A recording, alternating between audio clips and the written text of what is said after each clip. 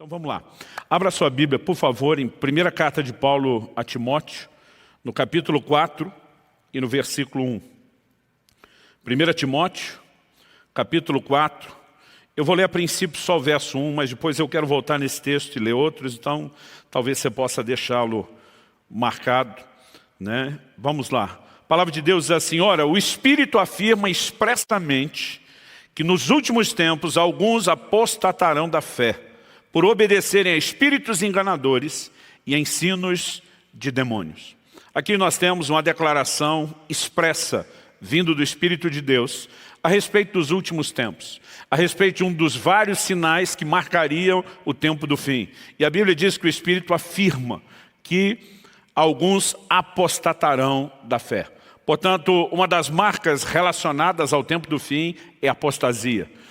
Essa palavra apostasia, ela significa deserção, significa separação. Então, apostatar da fé é separar-se da fé, é abandonar a fé.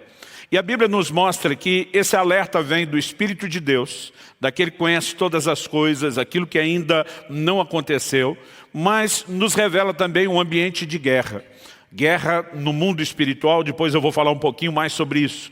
E a Bíblia mostra que essa apostasia viria debaixo da influência da ação de espíritos enganadores e de doutrinas de demônios.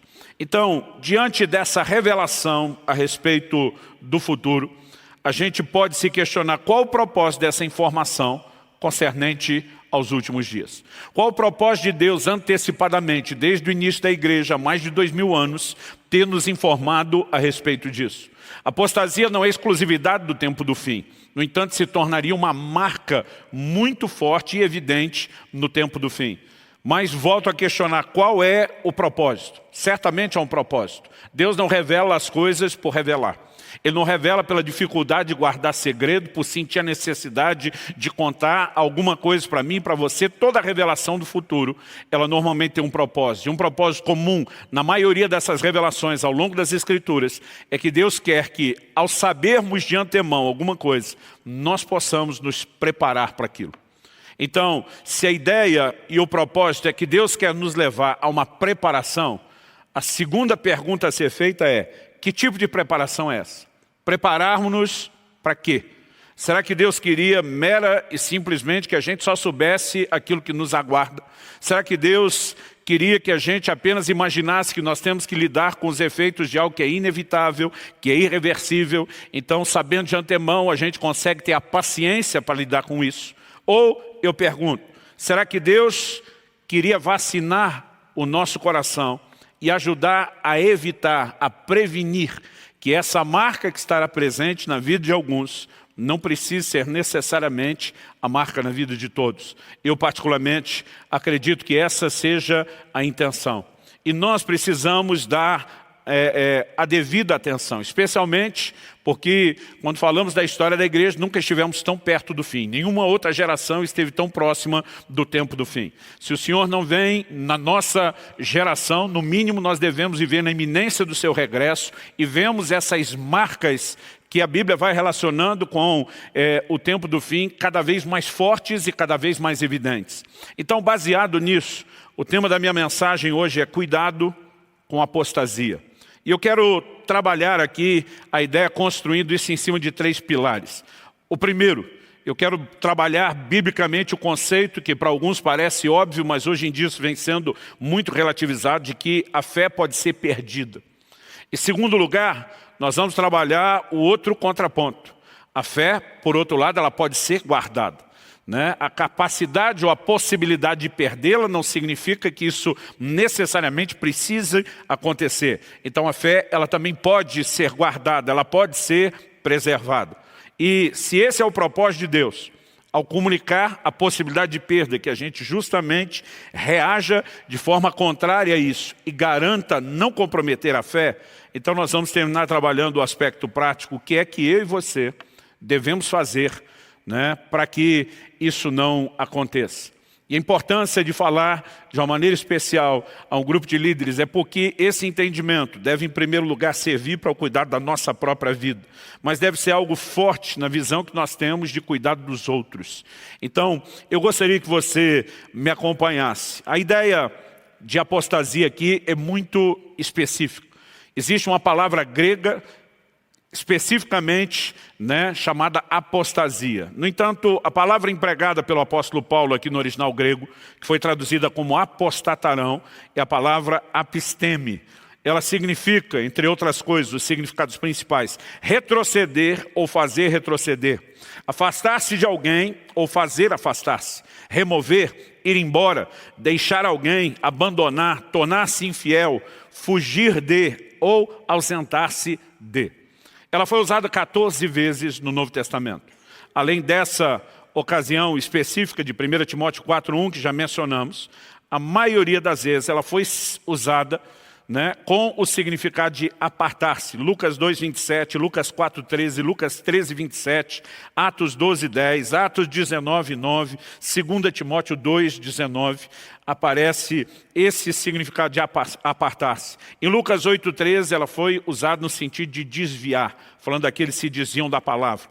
Em Atos 5:37 fala de um falso líder religioso que levou consigo muita gente. A palavra empregada ali é a mesma.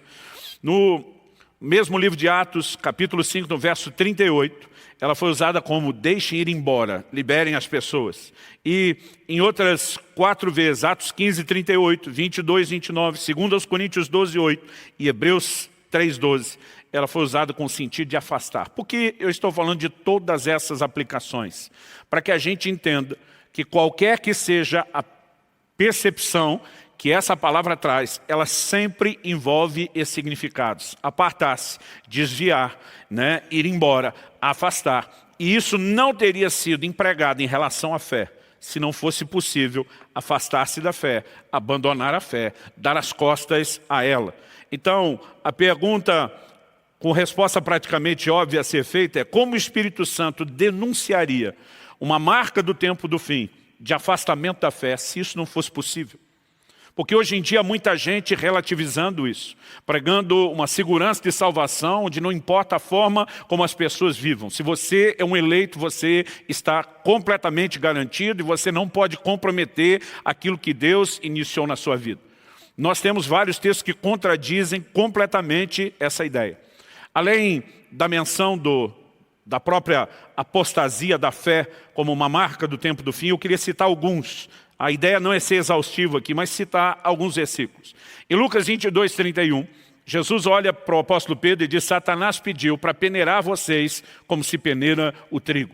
No versículo seguinte, o 32, Jesus diz: mas eu roguei por ti, para que a tua fé não desfaleça. O que é que Jesus estava dizendo? Diante do que você vai passar, e a permissão para a peneira comer solta foi dada, eu estou intercedendo para que sua fé não desfaleça. Se a fé de alguém não pudesse desfalecer, não haveria necessidade de uma intercessão de Jesus para que isso não acontecesse. Então a gente segue olhando pelas Escrituras, Colossenses capítulo 1, verso 23. Paulo está exortando esses irmãos e diz: se é que vocês permanecem na fé, alicerçados e firmes, não se deixando afastar da esperança do Evangelho que vocês ouviram. Agora, se não fosse possível se afastar da esperança do Evangelho, se não fosse possível deixar de permanecer na fé alicerçado e firme, por que é que Paulo trabalharia usando esse condicional? Se é que vocês permanecem na fé. Em 1 Tessalonicenses, no capítulo 3 e no verso 5, Paulo externa preocupação com os irmãos dessa igreja e diz: eu mandei perguntar a respeito da fé que vocês têm, temendo que vocês fossem provados pelo tentador e o nosso trabalho se tornasse inútil. Se Paulo acreditasse que o momento que alguém nasceu de novo, se converteu, uma vez salvo, salvo para sempre, não precisaria ter preocupação nenhuma com nenhuma tentativa de Satanás. Agora, ele está preocupado com o fruto do trabalho do seu próprio ministério. Ele manda alguém perguntar, ir até esses irmãos de Tessalônica, questionar o estado da fé, poder trazer um feedback, reportar isso a ele, para que o coração dele pudesse estar tranquilo. Em 1 Timóteo, no capítulo 1, no verso 19, Paulo fala de gente que naufragou na fé. Esse exemplo, para mim, é muito claro. O que era o naufrágio? Alguém entrava num barco, atracado num porto, com um propósito: fazer uma jornada. A jornada terminava em outro porto, onde o barco atracaria, eles desembarcariam e a jornada teria sido completada. Quando Paulo usa o termo do naufrágio, ele mostra que a jornada e o naufrágio na fé significa que a jornada da fé, em vez de concluída, poderia ser abortada, e assim como na maioria dos naufrágios, isso significa que as pessoas da embarcação poderiam se perder. Ao usar esse exemplo, Paulo novamente está sustentando a mesma ideia. Em 1 Timóteo 5,8, ele fala de gente que negou a fé. Uma outra versão diz renegou a fé. Outro dia alguém diz, não, isso é força de expressão. Eu falei sim, e olha o resto da declaração dele. Diz, se tornou pior do que um incrédulo. Né? Como alguém pode se tornar pior do que um incrédulo, que não tem salvação, e a gente dizer que está tudo bem com ele? Então, essas declarações, elas vão aparecendo o tempo todo. Em 1 Timóteo 6,10, e depois no verso 21, Paulo fala de gente que se desviou da fé. São sinônimos para falar do mesmo sentido de apostasia. Hebreus capítulo 10, verso 38, fala daqueles que retrocedem. E quando você lê o contexto, ele está falando de um retrocesso em relação à fé. Apocalipse 2,13, Jesus elogia alguns porque não negaram a sua fé. Se não fosse possível negar a fé, qual o propósito de Jesus elogiar aqueles que não negaram? Porque se isso é automático, se acontece com todo mundo, com todos os salvos e os eleitos, não há a menor razão nem de se preocupar com tantas advertências, e aqui eu estou citando apenas algumas. Se você ler o Novo Testamento, prestando atenção, você vai ficar impressionado com a quantidade de advertências a respeito da necessidade que a gente cuide da nossa fé. E quando a gente tem um volume muito grande de informações sobre o mesmo assunto, Deus já nos levou além da informação para um ponto que nós podemos reconhecer ou definir como ênfase. Significa que há muita importância por trás daquilo. Então, obviamente, nós precisamos dar atenção. O texto que nós lemos, ele ainda fala de uma ação demoníaca. Nós vimos que as pessoas vão apostatar da fé por obedecerem a ensinos de demônios, a doutrinas de demônios, ensinos de espíritos enganadores. Então existe uma influência maligna. Aliás, nós precisamos reconhecer que há uma guerra no mundo espiritual. E essa guerra tem um propósito. No início do meu ministério, quando ainda era garotão, eu falava muito daquele texto onde Jesus diz que o ladrão vem para roubar, matar e destruir. E eu, quando pregava, dizia às pessoas, o diabo quer roubar sua família, o diabo quer roubar sua saúde, o diabo quer roubar o seu dinheiro. Demorou para entender que, na verdade, não era isso que ele queria roubar. O que o diabo mais quer roubar é a fé das pessoas em Deus. É o relacionamento delas com Deus. É a salvação eterna que foi disponibilizada a elas. Então, muitas vezes, para impedir que alguém pegue o caminho do céu, o diabo, em vez de tirar o dinheiro, ele vai dar dinheiro. A gente tem visto gente se perder justamente ganhando dinheiro e não ficando sem. A gente tem visto gente se perder espiritualmente, obviamente. Agora, o que acontece é que na dinâmica daqueles que já creem e servem a Deus, a razão pela qual muitas vezes o diabo toca essas áreas é para tentar gerar em nós um questionamento a respeito da fidelidade de Deus. É o que acontece com a mulher de Jó, que de repente vira para ele e diz, amaldiçoa Deus e morre. É como se ela dissesse, Deus já não está mimando a gente, não está fazendo tudo que a gente quer, vão virar as costas para ele também. Então há um jogo maligno, e o maior propósito de Satanás é privar as pessoas de Deus e da salvação eterna. E muitas vezes nós começamos a trabalhar a ideia do Evangelho como se o diabo só quisesse arrancar o que é terreno e momentâneo e Deus só quisesse nos dar o que é terreno e momentâneo. E a gente tem perdido completamente a perspectiva da eternidade quando generalizamos o estado da igreja. Então, é importante a gente entender essas verdades. Em 1 Timóteo 4,1, além de falar dessa influência maligna, ele mostra como esses espíritos enganadores e essas doutrinas ou ensinos de demônios iriam se manifestar. Verso 2 de 1 Timóteo 4,1 diz, pela hipocrisia dos que falam mentiras e que têm a consciência cauterizada. Então aqui ele está dizendo que o meio principal de propagação do engano desses espíritos malignos são pessoas que falam mentiras. Em outras palavras, é gente ensinando de forma contrária à verdade. Isso não significa que essas pessoas acordaram um dia pensando como eu posso mentir e enganar todos os meus ouvintes. Talvez alguns deles acreditem de verdade naquilo que estão pregando e ensinando. Não importa se eles acham que é verdade, se eles estão falando contrário à palavra de Deus, eles estão propagando a mentira. A definição bíblica é muito simples.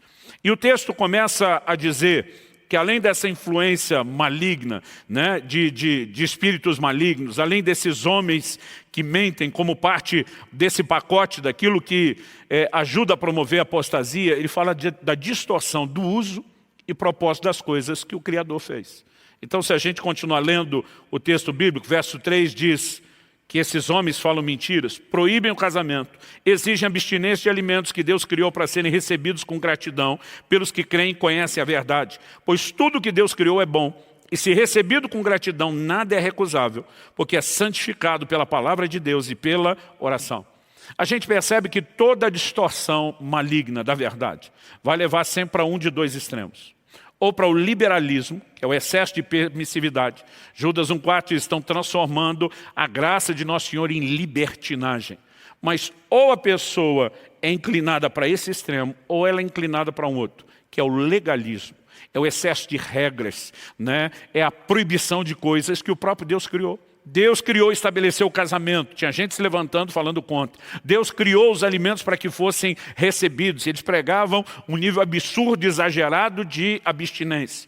A verdade é que normalmente a influência maligna acontece pelo ensino das pessoas que deixam de estar alinhadas com a palavra. Satanás é um mestre do engano. Você percebe desde o Éden, desde o registro bíblico da primeira tentação, o como ele tenta distorcer a palavra. Graças a Deus esse jogo não funcionou com Jesus, né, que tem um posicionamento bíblico. Enquanto Satanás vem distorcer o Salmo 91, pode pular do pináculo do templo, está escrito, Jesus olha para ele e diz, também está escrito. Eu amo essa resposta do também está escrito, porque a verdade bíblica não é encontrada em um versículo que pode ser mal aplicado apenas. Ela é encontrada na soma, ela é encontrada no todo, né? E nós precisamos desse alicerce que nos poupe, que nos proteja desse tipo de influência maligna.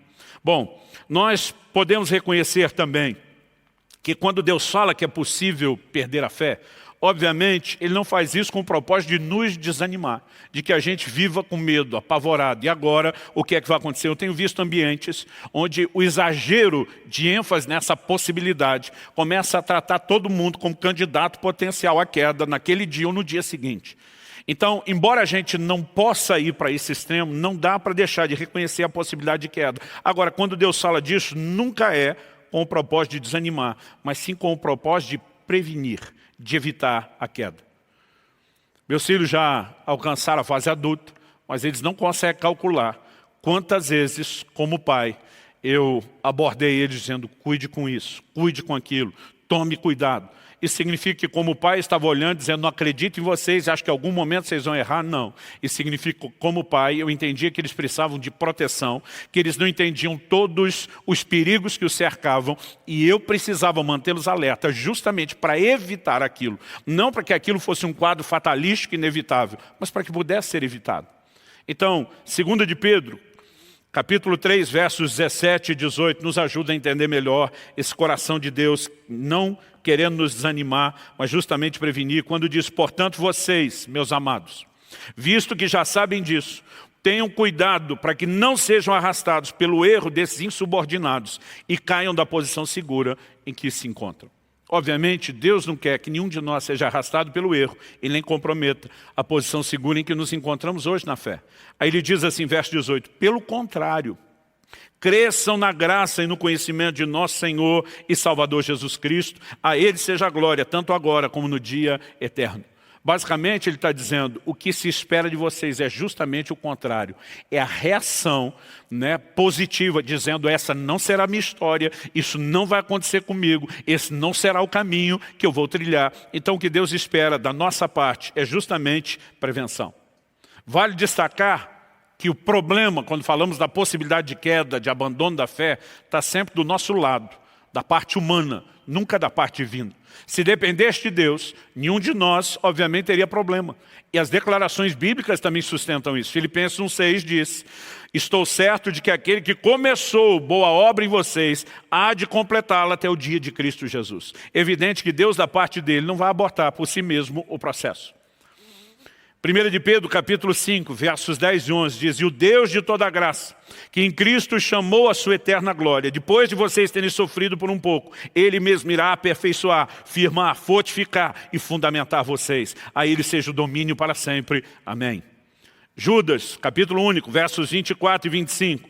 E ao Deus que é poderoso para evitar que vocês tropecem e que pode apresentá-los diante da sua glória com grande alegria, a esse que é o único Deus, nosso Salvador, mediante Jesus Cristo, Senhor nosso, sejam a glória, a majestade, o poder, a autoridade antes de todas as eras, agora e por toda a eternidade. Amém.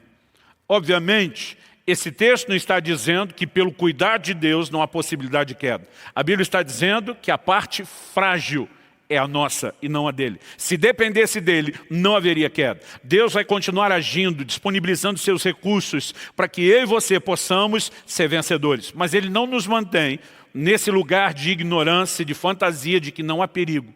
Ele mostra justamente porque é que nós podemos contar com seus recursos e não necessariamente trilhar esse caminho. Então, a segunda ideia a ser trabalhada é que se a fé, por um lado, pode ser perdida, por outro, ela pode e ela deve ser guardada.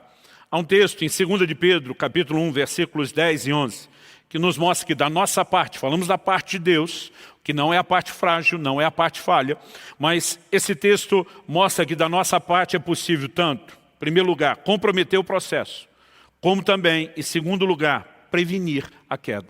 A Bíblia menciona as duas coisas. Então vamos ler o texto e diz: por isso, irmãos, 2 de Pedro 1, 10 e 11.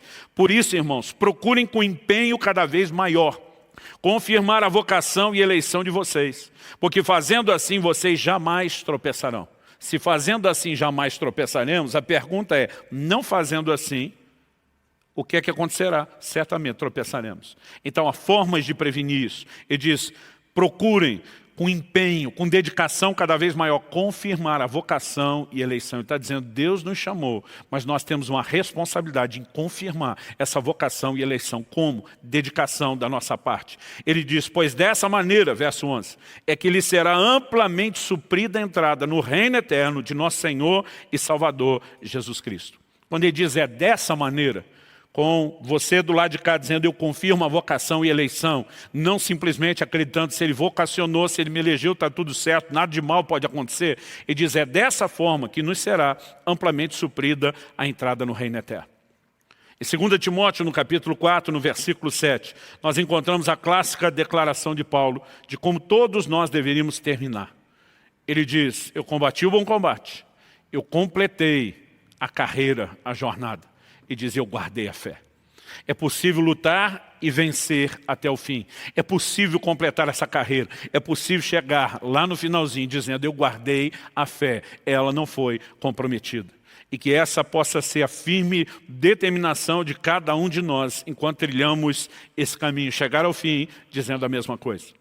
O apóstolo Paulo, mesmo que declarou que guardou a fé, ele ao longo do seu ministério exortava os discípulos a permanecerem firmes na fé. Em Atos capítulo 14, verso 22, a Bíblia nos mostra que depois de Paulo e Barnabé plantarem várias igrejas no meio dos gentios, eles voltam depois com o propósito não apenas de estabelecer presbíteros, levantar os primeiros níveis de liderança nessas igrejas, mas a Bíblia diz que por onde eles passavam, exortando-os, diz o texto bíblico, a permanecerem firmes na fé. Por que uma exortação para se permanecer firme na fé se não houvesse risco de comprometê-la ou de não permanecer firmes? Mas ao mesmo tempo que eles mostravam o risco, eles encorajavam, vocês podem, vocês têm condições de permanecer firmes. E nós precisamos proclamar a mesma mensagem. Em 1 Coríntios, capítulo 16, verso 13, já entrando nas palavras finais, Paulo diz, fiquem alertas, permaneçam firmes na fé, mostrem coragem, sejam fortes. Então essa mensagem era muito repetida. Nós podemos dizer que isso é justamente o oposto de naufragar na fé. Em primeira carta de Paulo a Timóteo, no capítulo 1, no versículo 19, que é quando ele usa essa expressão dos que naufragaram na fé, ele começa, na verdade, primeiro falando da possibilidade de manter a fé. O início do verso 19 diz, mantendo a fé e a boa consciência, porque alguns, tendo rejeitado a boa consciência, vieram a naufragar na fé. Então ele mostra, é possível naufragar sim, mas é possível manter a fé. É possível não naufragar. E essa precisa ser a nossa firme determinação. Em Hebreus, no capítulo 3, no versículo 14, nós também descobrimos que é possível guardar até o fim a mesma confiança que nós tivemos desde o princípio. desde o início da caminhada. Significa que a fé não precisa necessariamente entrar em decadência, ela não precisa perder sua força, o seu vigor. Então o texto diz assim, porque temos nos tornado participantes de Cristo, se de fato guardarmos firme até o fim a confiança que desde o princípio tivemos. Então, a declaração de que nos tornamos participantes de Cristo é irrefutável, mas o condicional aqui é muito claro, se de fato, guardarmos firme até o fim a confiança que desde o princípio tivemos. Obviamente, o propósito da carta não era desanimar ninguém. Não era dizer, pois é, gente, a maioria não vai conseguir não, tá? Vamos ver quem chega lá. O encorajamento sempre é para que a gente preencha a condição e permaneça firme até o fim, sustentando a mesma confiança que desde o início tivemos. Isso, a gente não pode dizer de outra forma, né? É uma responsabilidade que nos foi confiada. Um texto que mexe muito comigo desde a minha adolescência. É a declaração de Judas.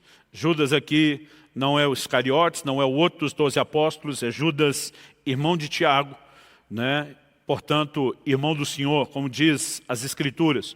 O texto diz assim, amados, verso 3, capítulo único, verso 3, amados, quando eu me empenhava para escrever-lhes a respeito da salvação que temos em comum. Então ele está deixando claro. Eu estava do lado de cá, me empenhando, dedicando para discutir a salvação que temos em comum. Eu estou salvo do lado de cá. Vocês estão salvos aí do lado de vocês. Enquanto eu queria discutir essa salvação comum, ele disse, senti que era necessário corresponder-me com vocês para exortá-los a lutar pela fé que uma vez por todas foi entregue aos santos. Ele está dizendo, não é porque você foi salvo que não há mais luta nenhuma. Você agora tem que lutar pela fé que te foi dada. Você precisa batalhar pela fé, diz uma outra versão. Então nós temos a responsabilidade de lutar por essa fé que nos introduziu na salvação. Nós precisamos levar adiante aquilo que Deus começou. E isso é apresentado como nossa responsabilidade. E Deus não exigiria de mim e de você algo que não está ao nosso alcance. A verdade é que se fizermos a nossa parte, a luta pode ser vencida. Nós podemos no final terminar dizendo como Paulo, eu combati o bom combate. Não apenas dizendo eu lutei, mas dizendo eu lutei e venci. Olha o que Paulo diz em Efésios capítulo 6, versículo 13. Por isso, peguem toda a armadura de Deus, para que vocês possam resistir no dia mau. E, depois de terem vencido tudo, vou repetir a frase, depois de terem vencido, não algumas coisas, não a maioria delas, depois de terem vencido tudo, permanecer inabaláveis. Então eu e você podemos e devemos viver nesse lugar. Em terceiro e último lugar, eu quero destacar aqui o que nós devemos fazer para viver esse plano e esse propósito de Deus. Então voltando em 1 Timóteo, capítulo 4, que é o texto base no qual nós estamos estabelecendo aqui o trilho da nossa reflexão. Nós lemos o versículo 1 primeiro, depois do 1 até o 5. Eu queria que você acompanhasse comigo do versículo 6 ao 8 de 1 Timóteo, capítulo 4, porque aqui Paulo vai nos dar algumas dicas importantes. Ele diz, expondo essas coisas aos irmãos, você será um bom ministro de Cristo Jesus, alimentado com as palavras da fé e da boa doutrina que você tem seguido. Mas rejeite as fábulas profanas e de velhas caducas. Exercite-se pessoalmente na piedade, pois exercício físico tem algum valor, mas a piedade tem valor para tudo, porque tem a promessa da vida que agora é e da que há de vir. Então aqui o apóstolo não fugiu do assunto da apostasia, não fugiu do assunto do engano, né, que esses espíritos malignos tentam promover através de homens que falam mentira, mas ele começa a apresentar coisas essenciais para que a gente não incorra nesse erro. Aliás, o versículo 16, eu vou pular do 8 para o 16 para a gente não gastar muito tempo lendo. Paulo arremata dizendo assim para Timóteo, cuide de você mesmo e da doutrina. Continue nesses deveres, porque fazendo assim, você salvará tanto a si mesmo, como aos que o ouvem. Então Paulo só nesse texto falou de pelo menos 3 coisas. Em primeiro lugar, alimentar-se da palavra. Ele diz, a melhor forma de evitar que você caia no engano de homens que falam mentiras, de espíritos malignos, é que você seja nutrido. O termo nutrido significa alimentado com as palavras da fé. Então eu e você precisamos cada vez mais de compromisso com a palavra de Deus.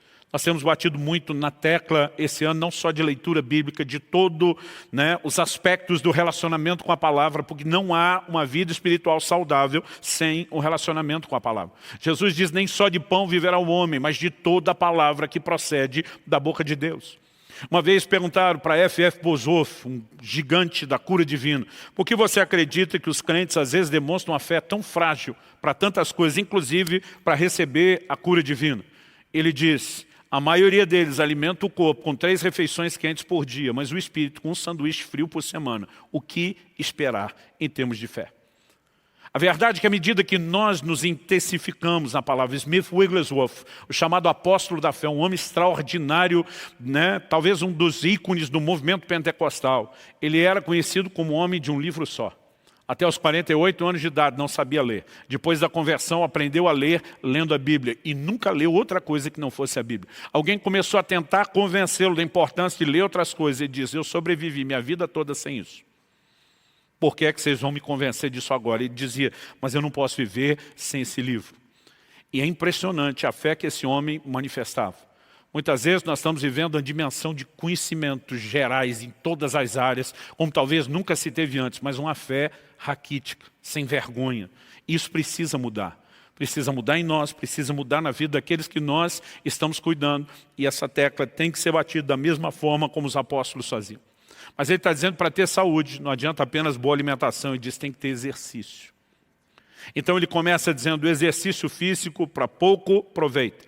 Ele não está dizendo que para nada aproveita. Mas ele está dizendo a piedade tem um valor ainda maior. Agora vamos pensar, gente. O mundo daqueles dias vivia desde o início a maior valorização dos exercícios físicos que já foi conhecido. Isso começa na época do Império Grego, vai ganhando mais força durante o Império Romano, o fisiculturismo, o culto ao corpo, as competições, isso era algo assim que tinha varrido o mundo daqueles dias. E Paulo não está dizendo que não tem proveito nenhum. A versão que eu estou usando, Nova Almeida Atualizada, diz, o exercício físico tem algum valor. Outras traduções, como por exemplo, a própria Almeida Atualizada diz o exercício físico para pouco é proveitoso. Ele não está dizendo que não tem proveito, mas ele limita o proveito. Porque quando ele começa a comparar com a piedade e diz exercita-te na piedade, ele começa a dizer a piedade tem valor não apenas, ela não é uma promessa apenas para a vida que é agora, mas para a que há de ser. Ele diz que cuidar do corpo é importante. Mas ele só serve para agora. Não vai ter valor nenhum esse cuidado para a eternidade. Ele diz, a piedade, se você exercitar nela, ela vai ter valor agora. E ela vai ter valor por toda a eternidade. Agora, a gente olha para um mundo que não parece estar tão distante disso.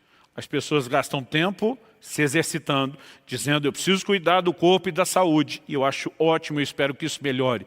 Mas a gente não vê valor em exercitar a piedade. E a Bíblia está dizendo que o exercício da piedade é ainda mais importante, tem repercussões eternas.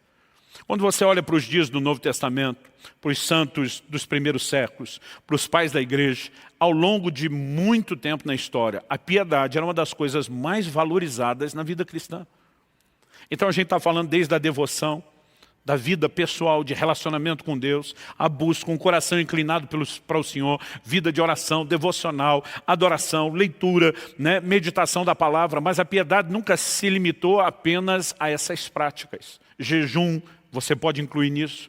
As pessoas entendiam que o exercício da piedade também envolviam o serviço, a prática das boas obras, o exercício do ministério. Essas coisas sempre foram valorizadas e estão sendo cada vez mais desprezadas. A Bíblia diz que nós temos que nos exercitar na piedade. Se queremos ter uma fé firme, que não corra risco, nós precisamos não apenas alimentá-la, mas nós precisamos nos exercitar na piedade. Em terceiro e último lugar, ele termina dizendo, não adianta você apenas cuidar dos outros, cuide de si. O que a Bíblia está querendo dizer para mim e para você com isso? Que nenhum de nós está acima de qualquer suspeita. Nenhum de nós está naquele ponto que olha para trás e diz, não existe mais risco de queda. Aliás, a Bíblia diz, aquele que está em pé. Eu gosto de uma tradução que diz, aquele que pensa estar em pé. Cuide para que não caia. Momento algum nós podemos deixar de ter cuidado. Tenho conversado com pastores, com líderes, com homens e mulheres que já tiveram expressão no reino. Em algum momento tropeçaram. Tenho conversado com gente que o tropeço gerou tamanha decepção, vergonha, escândalo, que alguns desses acabaram se afastando, se desviando do Senhor. Graças a Deus por aqueles que se reconciliaram depressa, por aqueles que se reconciliaram depois. Mas a maioria daqueles com quem já conversei ao longo desses anos de ministério tem um ponto em comum. É difícil você achar muita coisa em comum nas histórias de todo mundo, mas tem um ponto que eu detectei na conversa com a grande maioria deles. Nenhum deles acreditava que poderia acontecer com eles. Acreditavam que já estavam num ponto acima de qualquer suspeita. Deus não quer que você viva numa eterna desconfiança de si mesmo, mas numa permanente vigilância. Então, essa ideia de cuidado começa, eu vou ter a nutrição espiritual saudável, eu vou ter o exercício saudável, eu vou evitar correr risco, eu vou evitar todo nível de exposição. Agora, além dessas dicas de Paulo aqui na carta a Timóteo, a palavra de Deus nos mostra algumas coisas que eu quero acrescentar aqui antes de terminar. O livro de Hebreus, no capítulo 10, dos versículos 23 a 25, nos mostra que a gente tem que considerar, levar em consideração algumas coisas. O texto diz assim: guardemos firme a confissão da esperança sem vacilar, pois quem fez a promessa é fiel. Cuidemos também de nos animar uns aos outros no amor e na prática de boas obras. Não deixemos de nos congregar como é costume de alguns. Pelo contrário, façamos admoestações. Ainda mais agora que vocês veem que o dia, essa expressão o dia, está falando do dia do Senhor, que o dia se aproxima. Então, o autor de Hebreus, falando, aliás, você vai encontrar na Epístola aos Hebreus uma abundância de exortações sobre não comprometer a fé, né? Sobre não trilhar esse caminho de queda, sobre prevenção, porque isso era algo que nos dias em que a epístola foi escrita, já estava acontecendo em larga escala. A primeira coisa que ele nos chama a atenção para considerar, ele diz, quem fez a promessa é fiel. Eu acredito que um dos fundamentos que precisa ser assim inegociáveis, inabaláveis na nossa fé e na relação com Deus, é considerarmos a fidelidade de Deus. Qual foi o problema da mulher de Jó? Quando todo aquele perrengue começou, ela simplesmente coloca em xeque a fidelidade de Deus. Ela olha para o seu marido e diz, amaldiçoa seu Deus e morre, vira as costas para ele. Ele abandonou a gente, vamos abandoná-lo também. Ela está interpretando as circunstâncias de uma forma completamente diferente de Jó. Jó vira para a sua esposa e diz o que muito marido já quis falar para a sua. Você fala como uma louca. As palavras de Jó são impressionantes. Ao longo do livro você vai ver expressões como, ainda que ele me mate, eu louvarei. O que ele está querendo dizer, mesmo que eu não entenda, mesmo que pareça que ele está me destruindo, ele está certo. Ele tem que ser adorado e não questionado. Ele também consegue declarar, eu sei que o meu Redentor vive e há de se levantar sobre a terra. Em outras palavras, eu não sei por que isso aconteceu, mas não acredito que esse é meu estágio final. Há um Deus fiel. O apóstolo Paulo diz, eu sei em quem eu tenho crido. Ele não diz no que eu estou crendo, eu sei em quem eu tenho crido. Então a fé ela se apoia no caráter de Deus, um Deus que está acima de qualquer suspeita. Pessoas que têm uma fé firme e inabalável, elas se movem sempre com essa marca. Elas não questionam a fidelidade de Deus. Paulo e Silas estão pregando o evangelho na cidade de Filipos. Acabam sendo presos, açoitados, estão lá com os pés pendurados no tronco. E a Bíblia diz era meia-noite. Naquela época, meia-noite era metade da noite mesmo, do tempo de sono. Hoje, a maioria de nós nem sempre foi dormir essa hora. Mas eles não dormiam e não deixavam ninguém dormir. A Bíblia diz que eles oravam e cantavam louvores. Por quê? Não importa o que as circunstâncias possam estar declarando. Eles entendiam, Deus é fiel. Eram presos, ameaçados para não pregar em nome do Senhor. Saíam sendo considerados dignos de padecer pelo nome do Senhor, cheio de alegria. Eles diziam, o Senhor não causa problema, o Senhor é aquele que nos fortalece em meio aos problemas. Você olha para Paulo, eu aprendi a viver contente em toda e qualquer situação. Ele diz, não importa se é escassez, não importa se é abundância. Ele diz, eu posso todas as coisas naquele que me fortalece. O que ele está dizendo, não importa o que eu estou passando, a fidelidade de Deus não só não é colocada em xeque, como é dele que eu extraio forças para enfrentar qualquer circunstância. Então, esse chamado a olhar a fidelidade de Deus, de entender que quem fez a promessa é fiel, é motivo para que eu e você não vacilemos. Mas ele também fala de outra coisa a ser considerada, que são os nossos irmãos. O texto diz, cuidemos também de nos animar uns aos outros no amor e na prática das boas obras. Outra versão diz, estimular uns aos outros no amor e na prática das boas obras. Depois ele diz, não deixemos de congregar, como é costume de alguns. Pelo contrário. O que é o contrário? Deixar de congregar. Congregar intensa e frequentemente. Nós precisamos entender... Eu ouvia isso dos meus pais desde que eu era garoto. Eles repetiam muito isso em casa, que uma brasa fora do Brasil.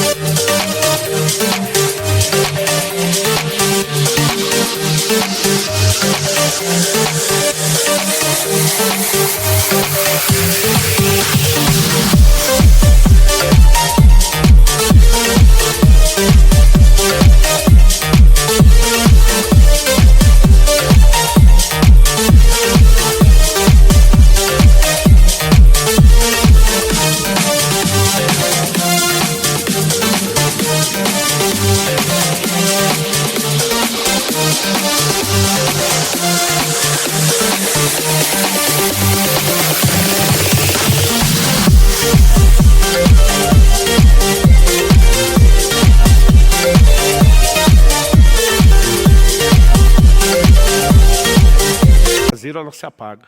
Uma brasa distante do fogo, ela se apaga. Nós precisamos manter a fé do coração aquecida por meio do convívio, do relacionamento, da proximidade. E eu quero lançar um desafio ao seu coração.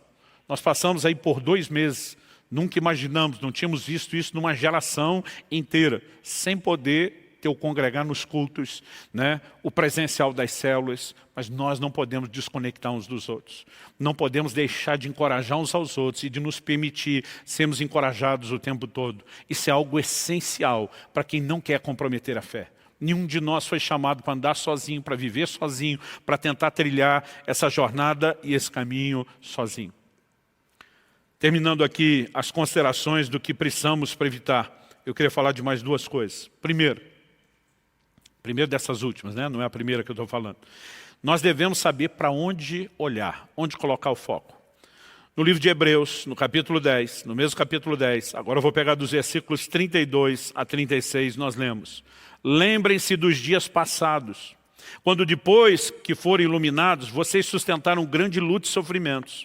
Em certos momentos, vocês foram transformados em espetáculo, tanto para serem insultados quanto para serem maltratados. Em outros, vocês se tornaram coparticipantes com aqueles que foram tratados assim. Porque vocês não apenas se compadeceram dos encarcerados, mas também aceitaram com alegria a expoliação dos seus bens, porque sabiam que tinham um patrimônio superior e durável. Portanto, não percam a confiança de vocês, porque ela tem grande recompensa. Vocês precisam perseverar, para que, havendo feito a vontade de Deus, alcancem a promessa. 2 coisas que eu e você podemos perceber nesse texto, quando a gente entende o que é saber para onde olhar. Primeiro, ele fala de olhar para trás, para o passado. Não é o passado antes da conversão, ele diz depois de iluminados. Ele está dizendo, esquece aquele tempo antes da conversão, depois que você se converteu. Então ele está dizendo, volta lá no início da sua conversão. Lembra o que você passou, lembra o que você enfrentou, lembra daquela fé inabalável, lembra de como o Senhor te fortalecia. Porque recordar o compromisso que um dia tivemos, as intervenções que Deus manifestou, a maneira como já nos doamos, tem o poder de nos fortalecer.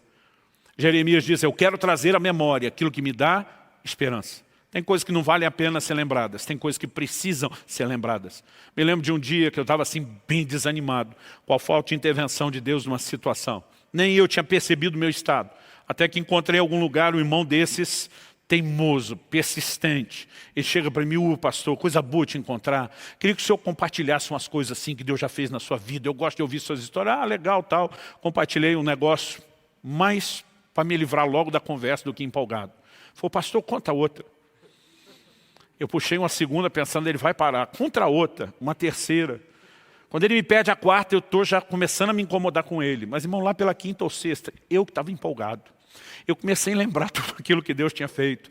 Eu falei, o quê? Com todo esse histórico de intervenção de Deus, eu vou atropelar esse negócio com a ajuda de Deus, eu vou vencer de novo. E eu saí daquele negócio bem.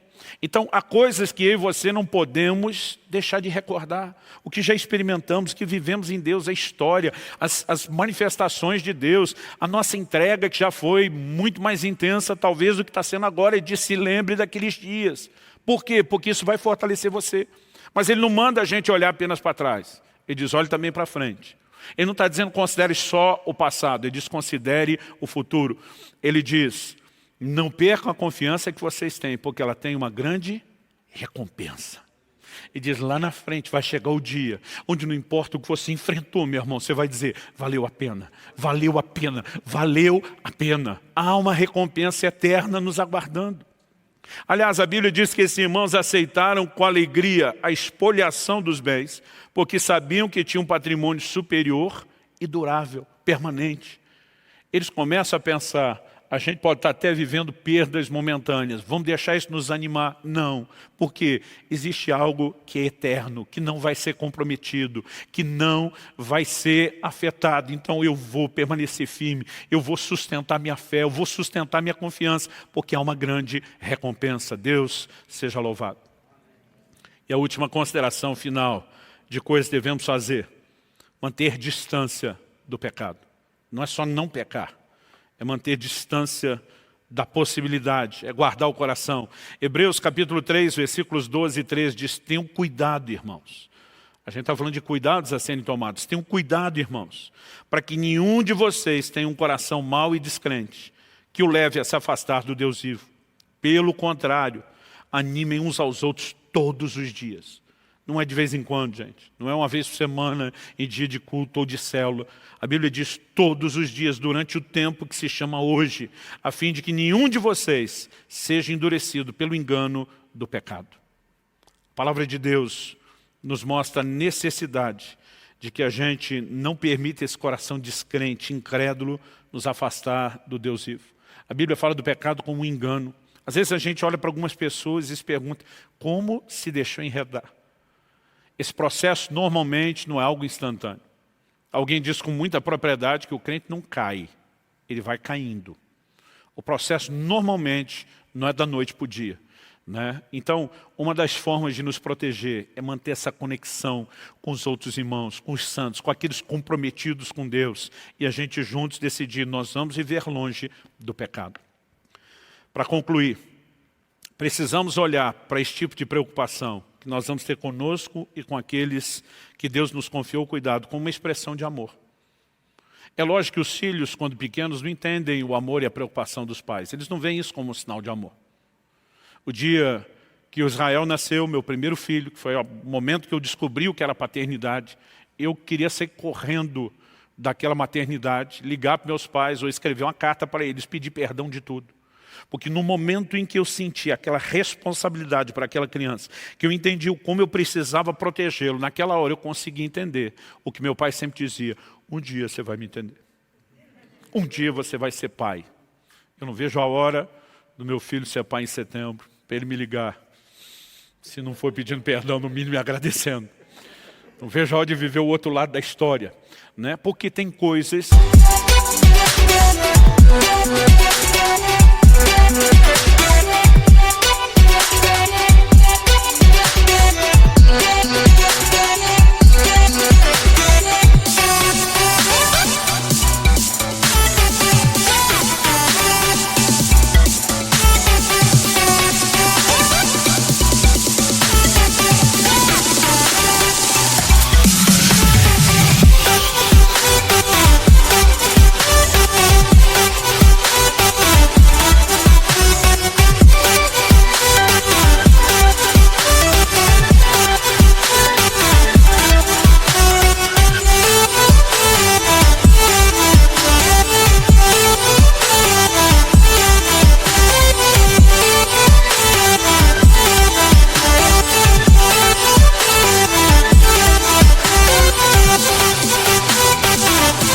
que é só depois, né? E naquele momento eu olhava e dizia, puxa, ele se preocupava comigo, não era uma implicância gratuita.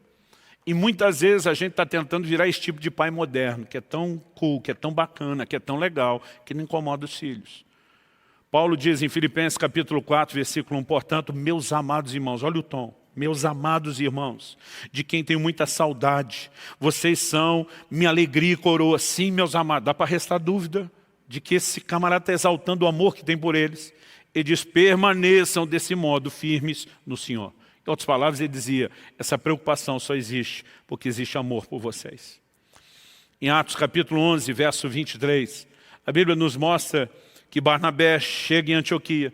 Ele foi enviado pela igreja de Jerusalém para pastorear o grupo de irmãos que estava se convertendo, de gentios convertidos. E a Bíblia diz que quando ele chegou, Atos 11, 23 diz assim, quando ele chegou e viu a graça de Deus, ficou muito alegre. O povo estava empolgado com a conversão, com a experiência em Deus. Quando ele chega e vê o que Deus está fazendo, ele também fica empolgado. É nesse ambiente de empolgação, tanto de Barnabé como do povo que se converteu, que a Bíblia diz, e exortava a todos que com firmeza de coração permanecessem no Senhor. Eu fico pensando quantos líderes hoje em dia chegando, vendo todo mundo converter empolgado, ele empolgado com o que Deus está fazendo, teria preocupação de já de cara, exortá-los para que com firmeza de coração permanecessem no Senhor. Mas essa era a mensagem pregada desde o início. E nós não podemos deixar de proclamá-la. Nós não podemos deixar de alertar o nosso próprio coração e o de outros. No tempo do fim, como eu disse, isso não é exclusividade de agora, mas no tempo do fim isso deve ser uma preocupação ainda maior. Em Lucas 18, 8, Jesus disse, quando o Filho do Homem vier, está falando dos dias da sua vinda, será que ainda encontrará fé sobre a terra? Ele está mostrando que isso vai ser artigo raro, de luxo, uma fé firme, uma fé vibrante, perseverante. Ele também diz em Mateus 24, 12 e 13, por se multiplicar a maldade, o amor se esfriará de quase todos. Mas ele diz, aquele, porém, que ficar firme até o fim, esse será salvo. Ele não está dizendo, gente, paciência, no fim não vai dar não. Isso aí era para o início da igreja. Judas diz, eu quero exortar vocês a batalhar pela fé, que de uma vez por todas foi dada aos santos. Eu me recuso a essa ideia de que a geração apostólica podia ter uma fé melhor do que a nossa. Eles não receberam algo diferente do nosso. O que Deus deu, Deus de uma vez por toda, para todos nós. E quando Ele deu essa fé, Ele está dizendo, agora vocês lutem para mantê-la acesa e funcionando no mesmo nível das primeiras gerações. Então, eu e você podemos permanecer firme. Então é necessário ter cuidado e proclamar essa mensagem de cuidado. Amém? Você recebe essa palavra?